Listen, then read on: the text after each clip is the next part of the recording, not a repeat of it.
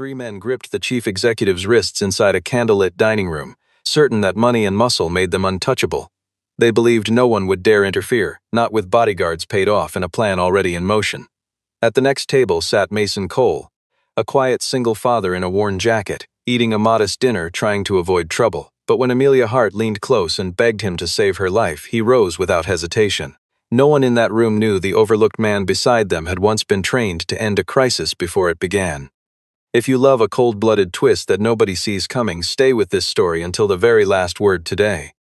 The restaurant sat on the top floor of a glass tower in downtown Chicago, the kind of place where wine cost more than a month of rent and waiters memorized faces before they memorized names. Amelia Hart arrived that evening dressed in pale gray, composed on the outside, though her stomach had been twisting since morning.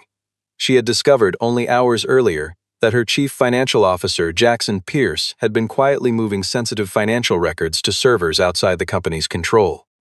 She told herself the dinner with two major investors was routine, a chance to reassure nervous money before a difficult quarter, but every glance toward the door felt heavier than it should have. Across the room, completely unnoticed, Mason Cole sat alone at a small table near the kitchen entrance, working through a plate of plain pasta because it was the only thing on the menu he could afford without flinching. He had no interest in the world of glass towers and quarterly reports. He only wanted a quiet meal before driving home to relieve the babysitter and check on his daughter, who barely entered his thoughts here except as a reason to stay out of trouble. A young server, refilling water glasses, mentioned without thinking that the woman in gray had specifically requested a table near the side exit, a small detail that meant nothing to most people in the room but registered instantly with Mason, who had spent years learning to notice when someone was quietly preparing to run. Minutes later, three men in expensive suits entered together, greeting the host with practiced charm and dropping the name of a fictitious hedge fund as though it explained everything. Across the restaurant, the two investors exchanged uneasy glances when Amelia's phone buzzed against the white tablecloth, the screen lighting up with a message from her personal attorney, Carter Miles. The message was brief and grim. Every piece of internal evidence she had gathered against Jackson Pierce had been blocked from upload, and her own executive credentials had just been frozen without warning. Amelia kept her expression even, the same calm mask she had worn through every board meeting since she became chief executive, but underneath it her pulse had begun to race. She excused herself politely, intending to step outside and call Carter directly, only to find the three men in suits had already drifted closer, forming a loose half-circle that blocked her path to the door. One of them, a broad-shouldered man named Hunter Blake, spoke first, his voice friendly and low, suggesting she simply step into a private room down the hall to sign a few routine documents before midnight. Amelia's eyes flicked toward the restaurant's own security guard near the entrance, a man she recognized from prior visits, and felt a fresh wave of dread when he deliberately looked away instead of stepping forward. It became clear within seconds that whoever had orchestrated this evening had spent weeks preparing it, buying loyalty long before she ever sat down for dinner. A few tables away, Mason watched the scene unfold with the detached attention of a man cataloging details he wished he didn't notice. He saw the way one man kept his right hand angled awkwardly beneath his jacket, the telltale shape of a concealed earpiece tucked behind another man's collar, and the subtle repositioning of a fourth figure near the kitchen door that effectively sealed off the only easy escape route. None of it was dramatic on its own, but together it formed a pattern Mason had been trained to recognize long before he ever became a father, back when his job had involved protecting people whose names appeared in headlines rather than spreadsheets. He told himself it wasn't his business, that getting involved in a wealthy woman's private drama was exactly the kind of complication he had promised himself he would never invite into his life again. Still, something in the way the second man, Connor Reed, slid a chair sideways to physically block Amelia's path made Mason's jaw tighten in a way he didn't fully understand yet. He kept eating slowly, watching, waiting to see whether this was simply an aggressive negotiation or something far more dangerous, because acting too soon on instinct alone had once cost people their lives. Amelia herself had not arrived at that table by accident, and the unease she carried that evening reached back further than a single discovery of misplaced data. Hartwell Dynamics had been built by her mother, Grace Hart, from a single rented office and a stubborn refusal to cut corners, and Amelia had inherited the company along with an almost physical sense of obligation to the people who had trusted Grace with their careers. She had taken the chief executive seat at an age most considered far too young, surviving years of quiet condescension from board members who assumed her last name had bought her the position rather than the long nights she had spent learning every department from the ground floor up. The data she had discovered leaving the building that afternoon wasn't simply suspicious. It matched, almost exactly, a pattern her mother had once warned her about during the company's earliest and most vulnerable years, when a previous partner had tried something similar and failed only because Grace had refused to sign anything without reading every line twice. Amelia had spent the drive to the restaurant rehearsing calm, reasonable sentences to say to her investors, even as her mind kept circling back to the locked files Jackson had no legitimate reason to access. She told herself she would handle it quietly in the morning, through proper channels, never imagining that the people meant to enforce those channels had already been paid to look the other way. Mason's caution that evening had nothing to do with cowardice, and everything to do with a promise he had made to himself 2 years earlier, the night he signed final custody papers and drove home to an apartment quieter than he had expected. His daughter was the reason he had walked away from a career that once sent him overseas on short notice and kept him gone for weeks at a time. And he had told himself repeatedly since then that a steady, unremarkable life was worth more than any sense of purpose his old job had given him. He worked now installing and servicing security systems for small businesses around the city, a job that paid the bills and let him be home most evenings, predictable in a way his previous life never allowed. Trouble, in Mason's experience, rarely stayed contained to the moment it appeared. It spread, it followed people home, and he had learned the hard way that protecting a stranger sometimes meant exposing the people you loved most to risks they never agreed to take. That was the calculation running quietly behind his calm expression as he watched Amelia's situation deteriorate, weighing an old instinct against a newer, harder-won discipline. He had nearly convinced himself to simply finish his meal and leave through the back when her whispered plea reached him, close enough that ignoring it would have required a kind of deliberate cruelty he didn't possess. Hunter Blake's friendly tone disappeared the moment Amelia refused to walk toward the private room, replaced by a flat, businesslike command to stop wasting everyone's time. Connor Reed stepped in closer from her left side while the third man, Jason Vance, positioned himself directly behind her chair like a silent wall of muscle, cutting off any retreat toward the kitchen. The restaurant, full of wealthy patrons accustomed to minding their own affairs, fell into an uncomfortable hush, the kind of silence that comes from people deciding collectively that whatever was happening must be a private matter between the rich and powerful. Amelia scanned the room desperately, searching for any sign of help, but every gaze that met hers slid away within seconds, unwilling to risk involvement in a stranger's crisis. Hunter's hand closed around her wrist with enough pressure to make her breath catch, and as Connor yanked her chair backward, she stumbled directly into the edge of Mason's table, her palm bracing against the white cloth only inches from his plate. In that brief collision, with no one else close enough to hear, she turned her face toward him and whispered 3 words that would change the rest of that night completely. "Please help me." Mason set down his napkin with deliberate calm, rose from his seat, and looked at the 3 men with an expression that held none of the fear they expected from a stranger in a thrift store jacket. Hunter laughed first, the kind of laugh meant to remind everyone present exactly where the power in the room belonged, and asked Mason if he understood whose business he was interrupting. Connor added that this was a private matter worth more money than Mason would see in several years combined, the implication clear that a man dressed so plainly had no business raising his voice in a room like this. Jason simply sneered and told him to sit back down before he embarrassed himself in front of people who actually mattered.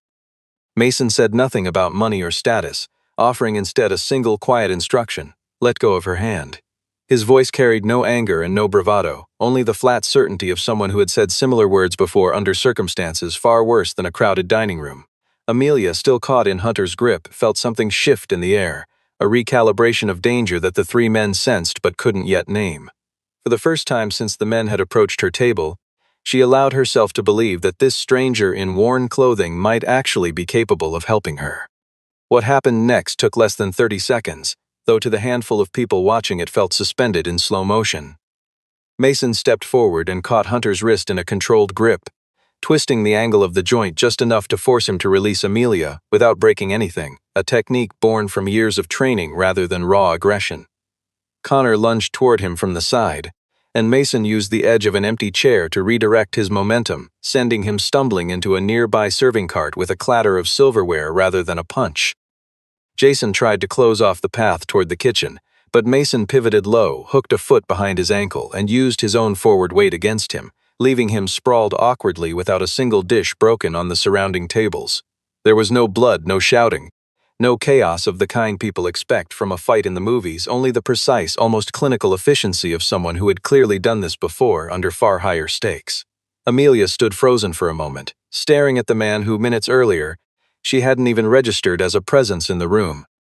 A man near the bar lifted his phone to record the scene, capturing just enough to later prove that 3 men had laid hands on her first. Mason called out to the restaurant manager to phone the police immediately, but at that exact moment the lights along the private dining corridor flickered and the section's security cameras went dark, confirming that whoever planned this evening had anticipated exactly this kind of resistance. The other diners, who moments earlier had pretended not to notice anything happening at all, now stared openly, whispering to one another in the particular hushed tone reserved for events too strange to fully process. A waiter dropped a tray near the bar, the crash of glass briefly drawing every eye away from Mason before snapping back to him just as quickly. Amelia became aware, almost distantly, that her hands were shaking, though the fear that had gripped her only minutes earlier had already started giving way to something closer to disbelief. She had expected, if anyone intervened at all, a brief shouting match or a clumsy scuffle quickly broken up by restaurant staff, not the controlled, almost surgical sequence she had just witnessed. Mason, breathing only slightly harder than before, scanned the room once more, noting exits, noting faces, already calculating what came next rather than dwelling on what had just happened. Realizing the blackout was no accident, Mason grabbed Amelia gently by the elbow and steered her away from the main dining room rather than toward the obvious front entrance, where reinforcements would likely already be waiting. He guided her instead through a narrow service hallway reserved for staff, weaving past startled waiters carrying trays of untouched appetizers. Amelia, breathless, asked who he was and how he knew so quickly that the cameras going dark meant real danger rather than a simple electrical fault. Mason answered only that he used to work in protective security, offering nothing more as they moved quickly down a stairwell that smelled of bleach and old steam from the kitchen below.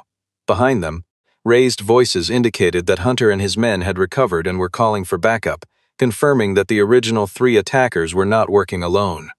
Mason pushed open a heavy door into the alley behind the restaurant, the cold air hitting them both as sirens wailed faintly somewhere across the city, still too far away to be of any immediate use.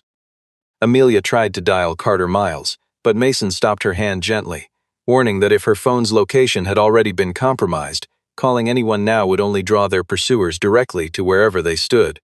He took her phone, removed the battery and the small chip inside with practiced efficiency, and explained in a few clipped sentences that anything connected to a network could be traced within minutes by someone determined enough. Amelia stared at him with a mixture of gratitude and unease, unable to reconcile the calm precision of his actions with the modest, almost invisible man she had bumped into only minutes earlier. She admitted quietly that she still didn't fully trust him, since ordinary security guards didn't dismantle phones or disable threats with such effortless control. Mason didn't argue the point, telling her only that trust could wait until she was somewhere safe, and that for now she needed to focus on saying as little as possible about her plans. They moved together through the alley and into an underground parking garage 2 blocks away, ducking behind a row of parked vehicles whenever headlights swept too close. In the relative safety of that concrete space, Amelia finally caught her breath enough to ask the question that had been building inside her since the first chair scraped against the floor. Who exactly was Mason Cole, and why did a man who claimed to fix security systems for a living move like someone trained for war? A black sedan rolled slowly past the garage entrance moments later, its headlights sweeping across the rows of parked cars in a deliberate searching pattern that told Mason its driver wasn't simply passing through. He pulled Amelia down behind a delivery van, pressing a finger briefly to his lips, counting the seconds until the sedan's engine faded into the distance toward the next block. Amelia's heart pounded so loudly she was certain it could be heard, yet Mason remained perfectly still beside her, his breathing slow and even in a way that seemed almost unnatural given the circumstances. When the street finally fell silent again, he rose and checked both directions before guiding her toward a service exit on the garage's far side, one rarely used and therefore unlikely to be watched. He explained quietly that men hired for a single night's job rarely thought to cover every possible route, since their employer had likely briefed them only on the most obvious paths a frightened executive might take. Amelia found herself studying him in the dim light, struck by how effortlessly he predicted the thinking of men who only an hour earlier had seemed utterly in control of everything around them. Mason exhaled slowly and admitted, with visible reluctance, that years earlier he had worked inside a specialized unit responsible for protecting executives and diplomats during moments of extreme crisis, long before family responsibilities forced him to choose a quieter life. He explained that he had once trained emergency response teams for a major defense contractor, learning to read danger the way other people read weather patterns, anticipating storms long before the first drop of rain fell. He told her plainly that he wanted nothing to do with wealth, power, or the kind of corporate warfare that clearly surrounded her, since that world had already cost him more than he was willing to discuss in a parking garage at midnight. Amelia, stung but not deterred, pointed out that she, too, was currently being betrayed by people with enormous power, the very people who were supposed to protect the company her family had built from nothing. She admitted, her voice tightening, that Jackson Pierce intended to sell Hartwell Dynamics to an unverified group of buyers before an internal audit could expose what he had been hiding for months. Mason studied her for a long moment, recognizing something in her exhaustion that didn't match the arrogant chief executive stereotype he had expected from someone running a billion-dollar company. He realized, almost against his will, that the woman in front of him wasn't trying to protect her own throne so much as trying to stop a theft that would hurt thousands of employees who had no idea their company was already being sold out from under them. Meanwhile, inside a private conference room on the top floor of Hartwell Dynamics' headquarters, Jackson Pierce paced in front of a wall of city lights, phone pressed hard against his ear as Hunter Blake reported the failure at the restaurant. Jackson's controlled exterior cracked instantly, his voice dropping into a furious whisper as he demanded to know how 3 trained men could lose control of one unarmed woman and a stranger in a second-hand jacket. His plan had been simple in design, even elegant in his own mind. Isolate Amelia for a few critical hours, force her to sign documents transferring controlling authority, then quietly announce her resignation due to mounting personal stress before anyone could question the timing. The internal audit scheduled for the following morning threatened to expose years of falsified transactions, shell accounts, and a series of contracts designed to funnel company assets toward buyers with no legitimate business history. Jackson knew Amelia possessed a hidden encrypted backup of evidence damning enough to end his career and likely his freedom, but he had not yet discovered where she had concealed it. Determined to regain control of the narrative, he ordered his closest allies to quietly spread word among the board that Amelia had suffered a mental breakdown and abandoned her post under pressure, a story crafted specifically to make any future claims from her sound unstable and unreliable. He then turned his full attention toward finding out exactly who the stranger from the restaurant was, sensing correctly that this unexpected variable threatened to unravel everything he had built in the shadows. Jackson Pierce had not arrived at this scheme overnight. He had spent nearly 3 years cultivating relationships with a group of overseas buyers who operated through shell companies layered so deeply that even a skilled forensic accountant would need months to trace the money back to its true source. He had convinced himself, in the particular way ambitious men often do, that he deserved more than the salary and title Hartwell Dynamics had given him, that the company's steady, principled growth under Amelia represented missed opportunity rather than careful stewardship. Each falsified contract he signed felt smaller than the last, a gradual erosion of conscience that began with minor accounting adjustments and grew over time into outright theft disguised as strategic restructuring. He had recruited Hunter Blake, Connor Reed, and Jason Vance months earlier, former security contractors he had met through a mutual acquaintance, men whose loyalty to money far outweighed any loyalty to the company that had once employed them. Jackson paid them well precisely because he intended every part of that night to look clean. A quiet abduction, a signed document, a graceful resignation story released to the press before anyone thought to ask harder questions. What he hadn't accounted for was a stranger eating dinner alone, a man with no stake in corporate politics and no fear of 3 armed men in expensive suits. As midnight approached, Jackson grew increasingly aware that every passing hour without Amelia's signature brought the morning audit closer, and with it the very real possibility that his carefully constructed empire of lies would collapse entirely. He paced his office reviewing contingency after contingency, calling contacts who specialized in making problems disappear quietly, offering larger sums of money with each failed update from his men in the field. Beneath his composed exterior, a colder fear had begun to surface, the recognition that a man who built his entire plan on controlling information had lost control the moment a stranger intervened where no stranger should have been able to. He told himself repeatedly that Mason was simply a complication, a low-level obstacle that money could eventually remove, refusing to consider the possibility that some people couldn't be bought because they had nothing they wanted to sell.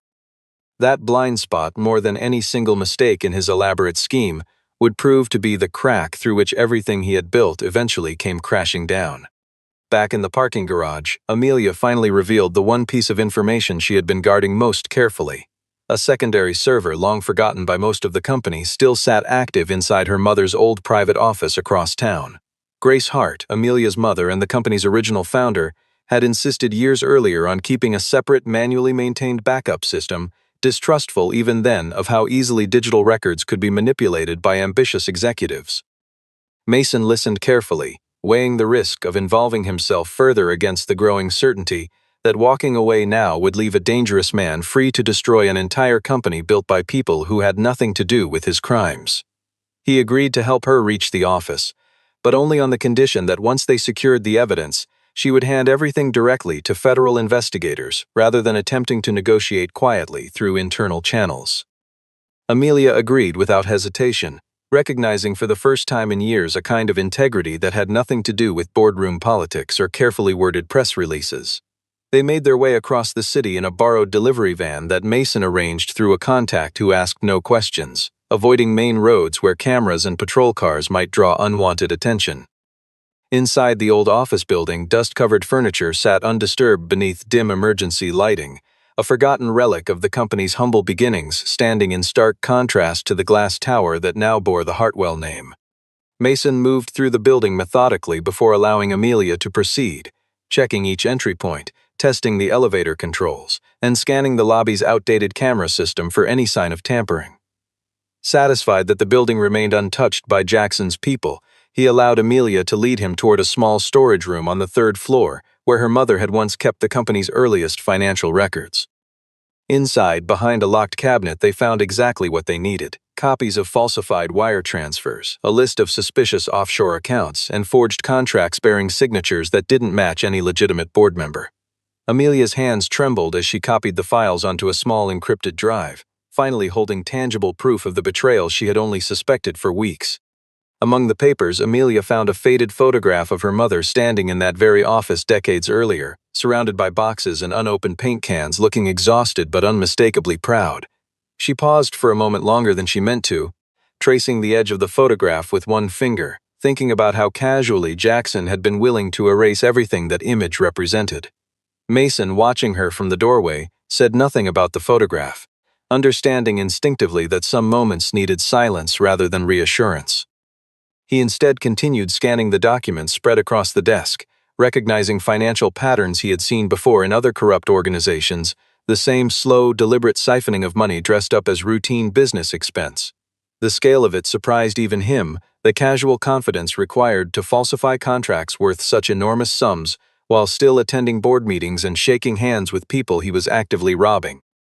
Amelia finally closed the cabinet, the drive secure in her pocket, and allowed herself one short breath of something close to relief before the alarm shattered the moment entirely. Without warning, a shrill alarm cut through the silence of the building, confirming what Mason had feared the moment they arrived. Jackson's people had anticipated this location and triggered the security system the second their presence registered. Mason grabbed the drive, ushered Amelia toward the stairwell, and told her firmly that whoever was coming for them now already knew far more than they should have. Somewhere between leaving the restaurant and entering her mother's old office, someone close to Amelia had quietly revealed their location. That someone arrived only minutes later in the form of Carter Miles, breathless and apologetic, claiming he had rushed over the instant he heard the alarm trip remotely through the building's monitoring service. Mason studied him carefully, noting the impossible speed of his arrival and the faint nervous tremor in his voice, details that didn't match a man simply reacting to an alert. Pressed gently but firmly, Carter finally broke, confessing through tears that Jackson had threatened both his career and his family unless he revealed Amelia's likely destination once she went missing from the restaurant. Amelia stared at him with the particular kind of pain reserved for betrayal by someone trusted since childhood. Her father's old friend turned into an unwilling instrument of her downfall. Rather than condemning him outright, Mason saw an opportunity in Carter's guilt, pushing him instead to make amends by contacting Evelyn Brooks, a respected investigative journalist known for exposing corporate corruption with relentless precision. Carter agreed immediately, desperate to undo even a fraction of the damage he had caused, dialing Evelyn's number with shaking hands while Mason watched for any sign of further deception. Amelia understood in that quiet moment that relying solely on lawyers and boardroom allies had nearly cost her everything, and that real protection now depended on exposing the truth publicly before Jackson could bury it again. With the clock pushing toward midnight, Jackson convened an emergency session of the board inside Hartwell Dynamics' main headquarters, announcing gravely that Amelia had vanished under circumstances suggesting a serious mental health crisis and possible sabotage of company assets. He proposed an immediate vote to remove her from her position, framing the move as a necessary act of protection for shareholders rather than the calculated coup it truly was. Unbeknownst to him, Mason and Amelia were already making their way toward the building through a maintenance corridor. Mason had identified earlier, a route built for technicians rather than executives, and therefore overlooked by Jackson's hired men. Mason explained quietly that years earlier he had helped design portions of the very security protocols still used in similar corporate towers, giving him an unusually precise understanding of the building's blind spots. As expected, Hunter, Connor, and Jason intercepted them again near a service elevator, having anticipated correctly that Amelia would attempt to reach the boardroom before the vote concluded. The corridor was narrow and dimly lit, lined with exposed pipes and humming electrical panels, a space never meant to host any kind of confrontation. Hunter's expression carried none of the smug confidence from earlier in the night, replaced now by the tight, focused look of a man who understood he had already failed once and couldn't afford to fail again. Connor moved to flank Mason from the left while Jason positioned himself to cut off Amelia's retreat, the three of them clearly having discussed exactly how they intended to finish what they had started at the restaurant. Mason kept his voice low and even, telling Amelia simply to wait for his signal, his eyes never leaving the three men as he calculated the narrow space and the limited room any of them had to maneuver. Amelia, for her part, was no longer the frightened woman who had been dragged backward from her dinner table hours earlier. Something in her had hardened into a quiet, focused determination that matched the gravity of what waited above them. This time, however, Amelia didn't simply stand behind Mason waiting to be protected. She used her intimate knowledge of the building's fire safety systems to seal one corridor and isolate Jason from his two allies entirely. Mason handled Hunter and Connor with the same controlled, efficient precision he had shown at the restaurant, ensuring neither man sustained serious injury while Amelia regained access to the executive floor through an override code only she and her mother had ever known. Amelia walked into the boardroom alone at first, leaving Mason positioned quietly near the door, determined to let her reclaim her authority through her own words rather than through force. Jackson's face shifted instantly from practiced concern to barely controlled panic, quickly recovering enough to claim publicly that Amelia's sudden appearance only proved how unstable she had become under pressure. He insisted the evidence she carried had been fabricated and accused the stranger lingering near the entrance of being a hired agitator paid to destabilize the company on her behalf. The directors seated around the long table shifted uncomfortably, caught between years of professional deference to whoever held the loudest voice in the room and a growing unspoken suspicion that something about Jackson's story didn't add up. One older board member, a man who had served alongside Grace Hart since the company's earliest days, asked quietly why an audit scheduled for the following morning had suddenly become so urgent to avoid discussing tonight of all nights. Jackson brushed the question aside with practiced smoothness, reminding the room that shareholder confidence depended on swift, decisive action rather than prolonged debate over a chief executive's apparent breakdown. Amelia let him talk, watching him build his own narrative taller and taller, recognizing that every confident word he spoke now would only make his eventual collapse more complete. She had learned, over years of difficult negotiations, that the most dangerous moment for a liar wasn't being challenged outright but being given enough room to overreach. Amelia ignored the accusation entirely, projecting the financial documents onto the boardroom's main screen, walking the stunned directors through falsified transactions, shell accounts, and contracts bearing forged signatures one by one. She spoke calmly and methodically, pointing out the exact dates certain transfers had occurred, dates that matched suspiciously with quarters Jackson had personally overseen with unusual secrecy. Several directors leaned forward, their earlier deference giving way to genuine alarm as the pattern Amelia laid out became impossible to dismiss as coincidence or fabrication. Jackson interrupted repeatedly, his voice rising with each objection, insisting the numbers had been manipulated by someone determined to destroy his reputation out of personal spite. Just as several board members began exchanging uneasy glances, Evelyn Brooks broadcast a recorded confession from Carter Miles directly to every screen in the room, confirming in his own words that Jackson had orchestrated the entire night's events. Carter's voice, shaking but clear, described in detail how Jackson had threatened both his career and his family unless he revealed Amelia's location once she disappeared from the restaurant. A confession that left no room for ambiguity about who had set the night's events into motion. Footage from the restaurant began circulating moments later as well, showing clearly that 3 men had seized Amelia first, stripping away any remaining doubt about who the true aggressor had been from the very beginning.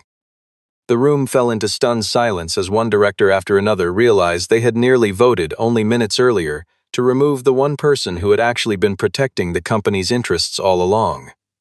Jackson's composure, so carefully maintained through every earlier challenge, finally began to fracture, his hands tightening on the edge of the table as the weight of exposure pressed down on him in front of people whose trust he had spent years cultivating. Cornered and desperate, he made one last attempt to regain control of the room, insisting that everyone present was overreacting to a misunderstanding that could still be resolved quietly. In his desperation to defend himself, he blurted out an admission that he had personally ordered Amelia's abduction, a confession the entire board, and several recording devices, captured in real time. Police and federal investigators arrived within the hour, moving through the building with the kind of quiet efficiency that follows overwhelming evidence rather than uncertain suspicion. Jackson Pierce was arrested first, followed shortly by Hunter Blake, Connor Reed, and Jason Vance, each one quickly abandoning loyalty to a boss who had already incriminated himself beyond saving. Amelia stood at the center of it all, finally restored to her position, surrounded by directors who suddenly remembered how to show respect now that the danger had passed. Yet instead of celebrating, she noticed Mason slipping quietly toward the elevator, his posture relaxed, as though the entire ordeal had simply been another shift in a long, forgettable workday. She caught up to him in the marble lobby downstairs, breathless not from exertion but from the sudden fear that he intended to disappear from her life as quickly as he had entered it. Mason told her plainly that he didn't belong in her world of boardrooms and headlines, insisting he had only done what any decent person should have done the moment they witnessed someone in danger. Amelia countered softly that decency had clearly been in short supply that night, since an entire restaurant full of people had looked away while only he had chosen to stand.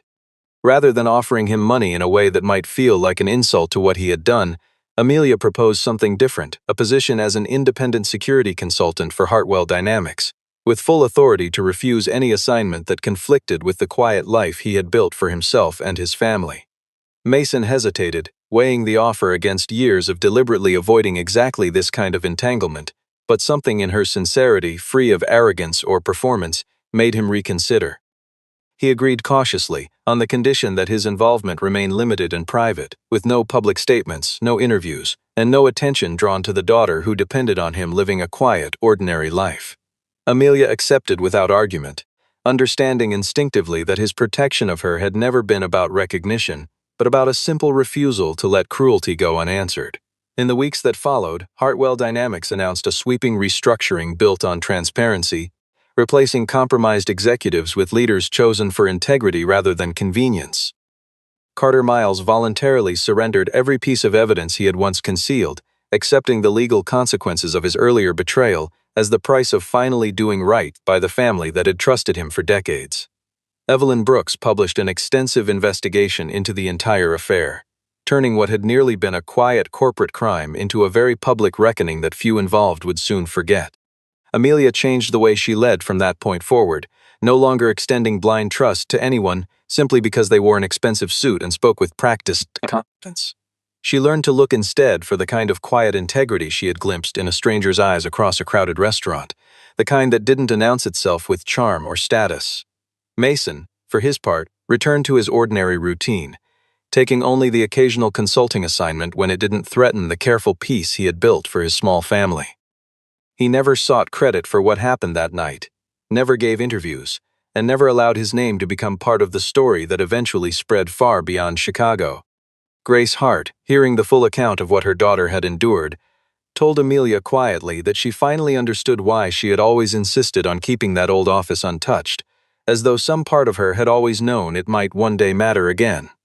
Amelia visited her mother more often in the months that followed, the two of them speaking with a new honesty that years of polished boardroom language had slowly worn away. The company itself began to feel different too, employees noticing a chief executive who walked the floors more often, who asked harder questions of anyone who seemed too eager to avoid scrutiny. Evelyn Brooks' published investigation drew attention from other companies quietly grappling with similar internal corruption, and for a brief season Hartwell Dynamics became an unlikely symbol of accountability rather than scandal.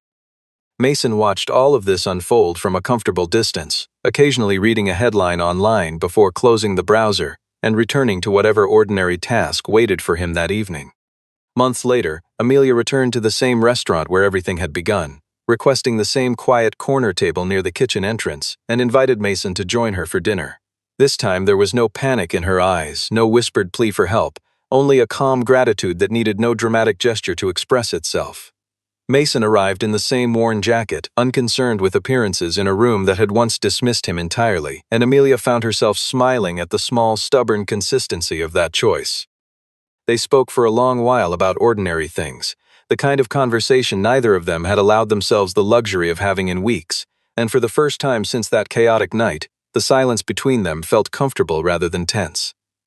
As they sat together, surrounded by the same soft lighting and quiet murmur of other diners, both of them understood a simple truth that the whole ordeal had revealed. Sometimes the person the world overlooks completely is the only one in the room with the courage to stand.